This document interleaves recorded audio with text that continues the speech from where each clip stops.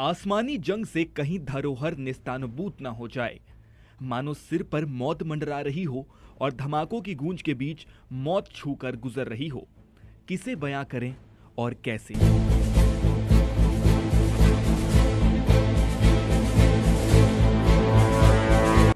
रात का घुप अंधेरा था। गांव खामोश और गहरी नींद की आगोश में था। इसी बीच जंगल की खामोशी को तोड़ती एक आवाज सुनाई दी। एक के बाद एक कई धमाके हुए। आसपास न कोई चहलकदमी होती है और न किसी की आहट। फिर ये गरजना कैसी थी? रात भर ये सवाल मन में था। सुबह आंखें खुलते ही तमाम शंकाओं के जवाब ढूंढने की कोशिश हुई।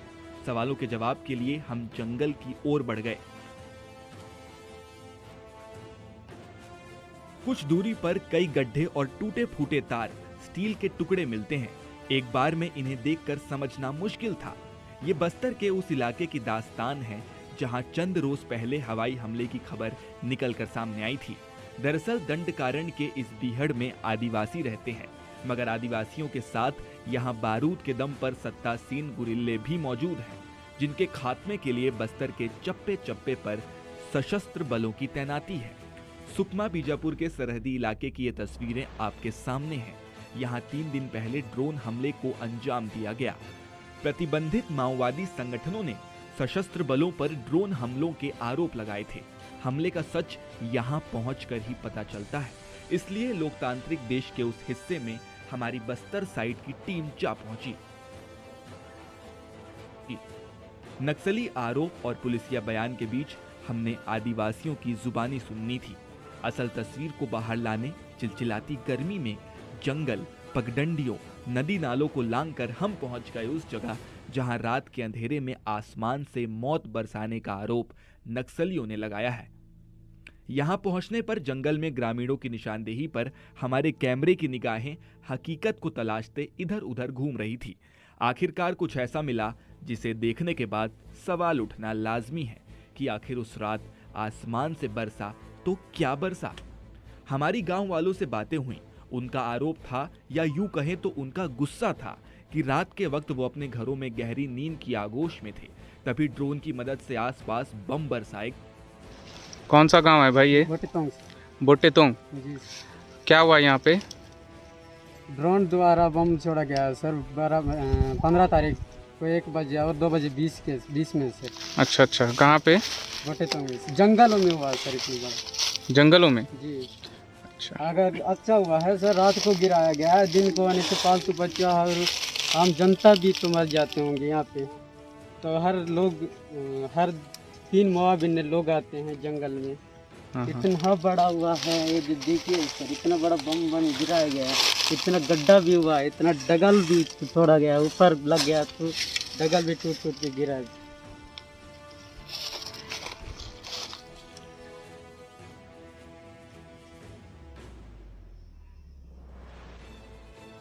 क्या नाम है?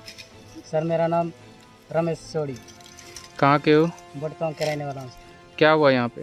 सर यहाँ पे रात के करीबन वही 1 बजे से 2 बजे के बीच में ड्रोन हमला किया गया है सर। इतना बड़ा बम छोड़ा गया है रात के समय।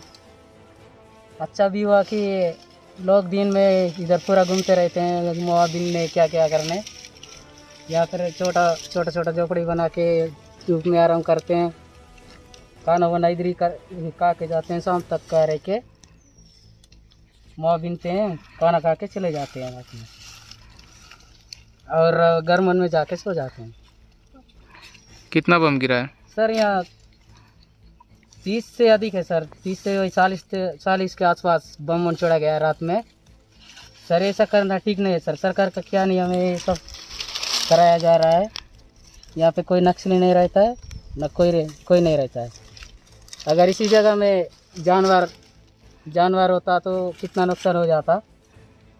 पालतू जानवर मन भी इधर आते हैं, घूमते रहते हैं। अगर इसी दिन के जगह में हो जाता तो कितना नुकसान हो जाता सर। इधर तो मुआविन लोग भी आते हैं, मुआविन के जाते हैं शाम तक का। अगर इसी बीच में दिन के समय होता तो लोग भी मारे जाते हैं, पालतू जानवर भी मारे जाता, और जानवर भी घूमते रहते वो भी मर जाते। देखिए सर, इतना बड़ा गड्ढा हो गया, फिर बम का है। बम छोड़े गए। 40 से अधिक है सर, 30 से अधिक है सर बम।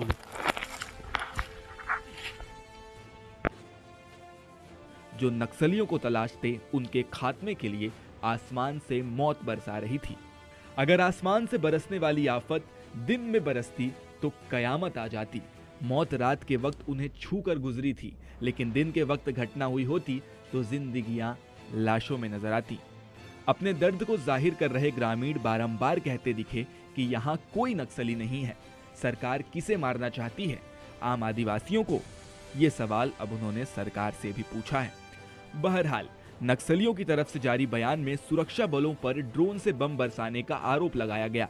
दूसरी ओर बस्तर पुलिस के मुखिया पी सुंदरराज अपने बयान में इन आरोपों को सिरे से खारिज करते हुए इसे आदिवासियों को बरगलाने की हरकत बताई। प्रतिबंधित एवं गैर कानूनी सीपी महोदय संगठन दंडकारण्य स्पेशल जोन कमेटी के प्रवक्ता द्वारा एक प्रेस विज्ञप्ति जारी की जाकर दिनांक 15 अप्रैल को दक्षिण बस्तर इलाका में अनेक माओवादी हाइडआउट्स पर सुरक्षा बल द्वारा सैनिक ड्रोन के माध्यम से हवाई हमला करने का आरोप लगाया गया। ये सभी आरोप बेबुनियाद एवं निराधार है। विगत कुछ वर्षों से माओवादी नेतृत्व की विकास विरोधी एवं जन विरोधी हरकतों के कारण से बस्तर संभाग के अंतर्गत जनता द्वारा सीपी माओवादी संगठन को किसी प्रकार की सहयोग या समर्थन नहीं दे रहा है। इसी बौखलाहट के कारण से माओवादी द्वारा लगातार सुरक्षा बल, पुलिस एवं स्थानीय प्रशासन के ऊपर बेबुनियाद आरोप लगाकर क्षेत्र की जनता को दिग्भ्रमित करते हुए उनको ध्यान भटकाने की कोशिश की जा रही है। लेकिन वास्तविकता ऐसा है कि जिस तरीके से माओवादी संगठन जनाधार खो चुकी है, उसी कारण से आने वाला बहुत जल्दी बस्तर संभाग के अंतर्गत से सीपी माओवादी संगठन का खात्मा होगा। साथ साथ क्षेत्र में जनता की मंशानुरूप विकास कार्य को गति प्रदान करते हुए हम बस्तर क्षेत्र के एक नया पहचान दिलाने में सफल होगा। आरोप प्रत्यारोप के बीच बस्तर में नक्सलवाद के खिलाफ जमीन से छिड़ी जंग शायद अब आसमान तक पहुंच चुकी है, जिसे सरकार भले ना स्वीकार कर रही हो, लेकिन आसमान से वार की इस नीति से आगे चलकर बस्तर के निर्झर वनों में दशकों से बसते आ रहे आदिवासियों की एकांत संस्कृति और सभ्यता खतरे में है।